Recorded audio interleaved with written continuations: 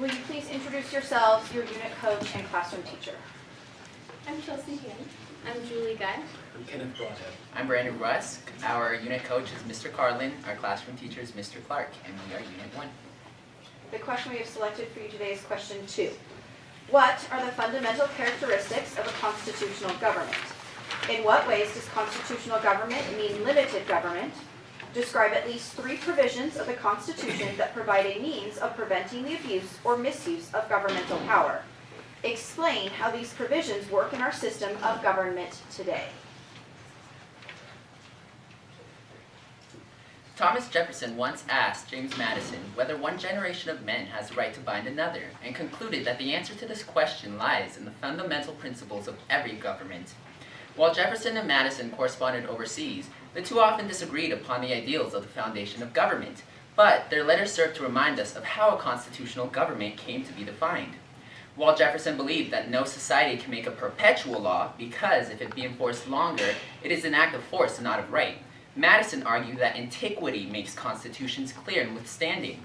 The foundations of a constitutional government lie in between the two founders' ideals, in a constitution that is broad enough to adapt to the change that comes with every new generation, yet specific enough that it can be applied in order to limit government and actively protect individual rights. A constitutional government maintains several defining characteristics. Firstly, it possesses a constitution, either written or unwritten. Secondly, it creates a rule of law. As Cicero said, we are all servants of the law in order that we may be free. A constitutional government also fosters the rights inherent to its people and cannot infringe upon them. Finally, the powers of government are finite by law, as seen in Article 1, Section 9, thus establishing a limited government. A constitutional government is, by definition, a limited government. John Locke asserts in his second treatise of government that the government derives all its authority from the people, and therefore has a responsibility to protect their rights, restricted in the fact that when it no longer does so, it can be abolished by those who established it. In order for a government to be truly constitutional, authority must originate from the Constitution that the people created to govern. Furthermore, the Constitution must resemble higher law, placing a limit on what any individual can do. Article 1, Section 2 gives the House of Representatives the sole power of impeachment, and the Senate the authority to decide whether to convict or acquit.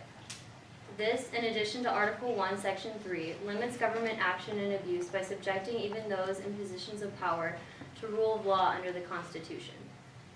Harry E. Claiborne, a Nevada federal judge, was impeached and removed from office in 1984 for tax evasion because he, although in a position of power, was subject to the rule of law. The U.S. Constitution contains multiple provisions that limit governmental power and abuse. For example, the separation of powers found in Articles 1, 2, and 3 of the Constitution guards liberty against the abuse of authority by distributing the powers into several individual centers.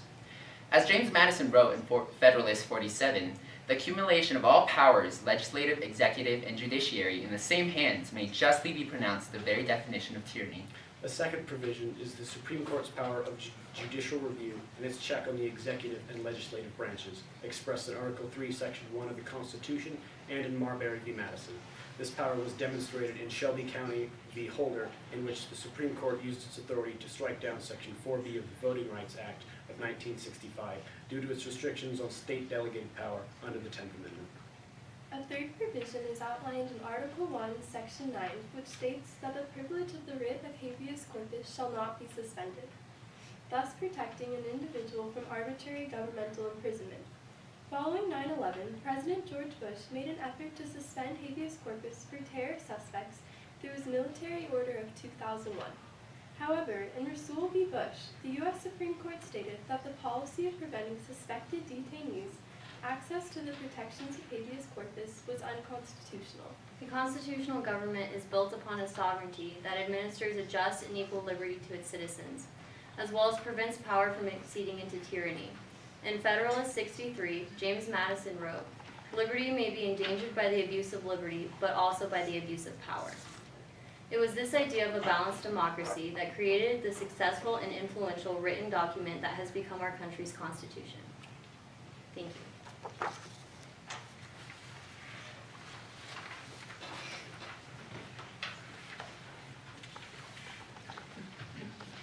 So tell me what's the difference between a written and unwritten constitution, and if you see a preference for one or the other? An unwritten constitution is a foundation for the basic structure of a government that is not written in one specific document, but it's spread out amongst a number of specific documents. The British Constitution is an unwritten constitution and draws all of its ideas from documents like the Magna Carta, the English Bill of Rights, and the Petition of Rights. Written constitutions can be a lot slower in the amendment process, and in creating and establishing new rules because of a written constitution, you must regard that as higher law looking back to it in order to establish new guidelines. Whereas in an unwritten constitution, you can look at a variety of influences from past Supreme Court cases.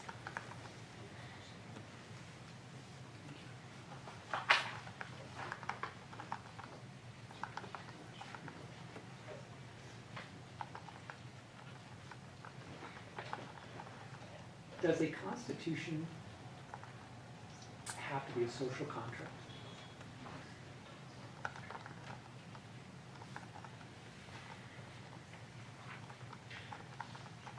Yes, a constitution is the basic structure and foundation of a government, and natural rights theorists would argue that the only legitimate form of government is one formed by a social contract or an agreement amongst people to create a government to protect their own natural rights, such as those to life, liberty, and property.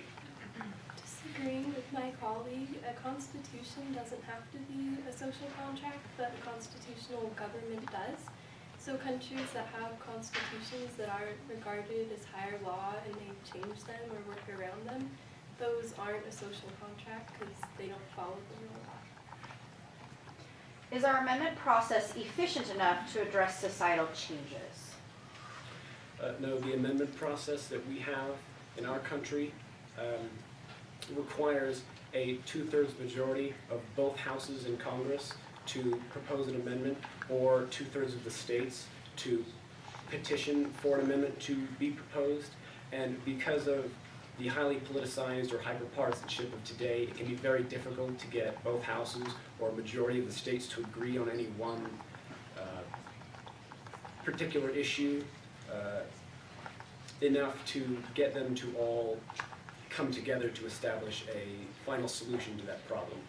Although it may seem as though our amendment process is difficult today, they do so in order to help eliminate those minorities that aren't very, those ideas of minorities that aren't very prevalent in today's society. Many majority groups do not always agree with those minority ideals, so our amendment process does in fact benefit them. Penny, you talk about, go ahead. I was going to disagree with my colleague, Brandon. I think that it's important that in the amendment process, minorities are represented because we live in a democracy. It's important to follow classical Republican ideals that established our Constitution, and those represent both individual rights of minorities as well as the majority. And I think the amendment process could be changed to help represent more minorities today. Penny, how is today's times different from the time period that the amendment process was created that forces it to be more highly politicized? Well, the founders never foresaw the two distinct political parties of Republican and Democrat that we have today, so they couldn't foresee the hyperpartisanship where one side will not work together with the other side to come up with a compromise when the Constitution was first written. Jefferson argued that because all the founders and colonists had just come out of a monarchy and ruled by king, that it was very hard to discern what a Republican government would look like and what democracy and direct representation of the people would look like. And I think the founders tried really hard to establish a good Republican system that is still working today. So is revolution constitutional, and what would our founders say about that? John Locke expressed the idea that when we form a social contract, it is in benefit for our own individual rights. If our government or social contract does not provide for such aspects, then we have in turn the right to revolt or abolish or resolve this government or social contract. Although we do have the right to abolish a government that we create, it can't be for light and transient reasons, as Jefferson wrote in the Declaration of Independence. When we revolted from Britain, we believed that we had gone through steps that weren't as violent, such as the olive branch petition, so we had that right. Since Southern secession, I think the states, written in state constitutions and within our own constitution, we've allowed for peaceful protests and rights to be heard in such a way that revolution isn't all necessary. In the current Nevada State Constitution, it says in Article 1 that we have the right to alter or reform our government if it no longer serves the basic purposes of protecting our rights and promoting individual freedom and the common good. You know, in follow-up to this question, so can you define what you mean by revolution? I think a revolution would be a direct overthrow of the government and its constitution. So at that point, you're abandoning all law and constitution. Yes, you'd be putting yourself back into a state of nature. And because we focus so heavily in our country on natural rights and the common good, a direct overthrow of the government would be breaking and breaching both individual liberties as well as the health of our nation. Is judicial review under our system of government constitutional, and how does it play into constitutional interpretation? Thomas Jefferson once said, the Constitution is a mere thing of wax in the hands of the judiciary, in which they may shape or form in any way they please. The fact that within our own Constitution we have an implied power of judicial review states the fact that maybe the judicial system is in fact constitutional. Agreeing with my colleague, judicial review follows the rule of law, and it falls under interstitial rule, which means it's below the Constitution, but it's used to flesh it out, so it can interpret stuff that isn't as clear. When the framers first wrote the Constitution, they based many of their ideas off of their experiences from Britain. One of them was the court system, and the court system in Britain, the judges there had the power of judicial review, so the framers believed that they did not need to expressly write in judicial review to the Constitution. They believed it would be an implied power.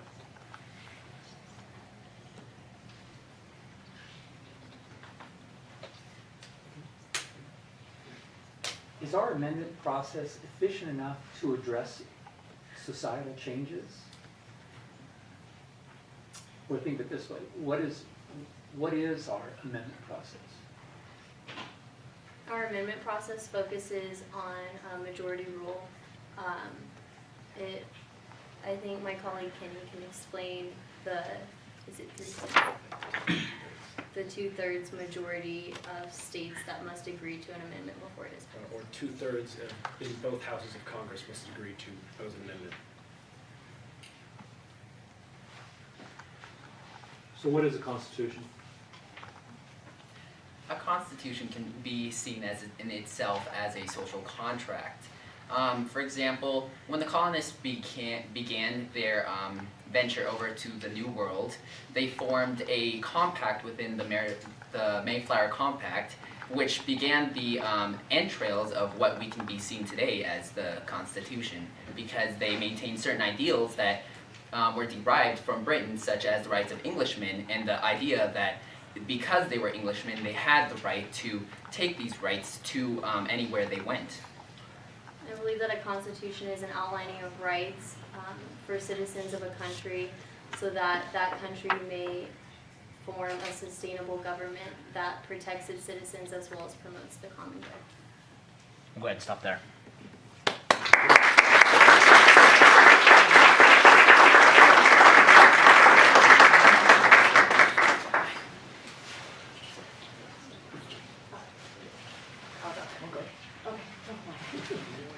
Nice job. You know, I think that you need to know, we're nervous too. So, you know that old advice from your speech teacher, look at your audience, picture them with all funny masks on or something like that. We're nervous too.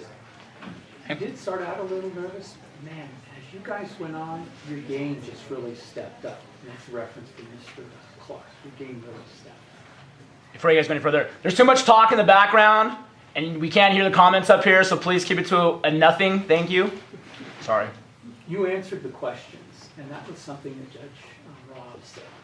Answer the question first. State yes or no, I agree or disagree, and then build up from there. There were times where I maybe wanted some more side of case or doctrine, but you all really stepped up your answers. We didn't sit here at all and wait for you to answer something. I loved how, Julian, you set Kenny up. And that's perfectly acceptable, because I suspect that some of you are more expert in some areas than others, and you should set each up, tee it up for them, because you just don't want dead air space, okay? Just some positive points of view, if I may. You answered the question, you set Kenny up, all of you participated. Kelsey, you got to get a little louder, okay? Is that right for me to say that, Joel? All in all, great job. A very good job. Can't say great. So all first of all, have fun, smile. Chelsea, be proud to disagree. Speak up. Be proud to disagree with your colleagues. That's a whole part of the process. Very strong voices from Brandon and Julian. Kitty, a little more. So great. Julian, there was a moment when you answered a question, and then we could tell you had more, and you paused, and then you went right back into it. That's great. That worked out just fine. I'm sure that you're taking it through. Overall, great balance with the team. Good teamwork. Again, yeah, just have fun. You know, I'm going to go back. Kenny, don't read the opening statement as much as you did. All right. I didn't see your eyes much. Add to that personal experience with me. Draw me in from it. Kenny and Chelsea need to project across the room so that everybody can hear you. I really liked your use of specific details in your answer to the revolution question, but some other questions didn't have as many details. For instance, when I asked about judicial review and constitutional interpretation, there were no examples provided of how judicial review actually interpreted the Constitution, and I think that would have made everything a little stronger. Overall, really nicely done, but just really for you to project. You have really good answers. What you're saying is solid. Everybody needs to hear every word. You guys are done. Good job. Thank you.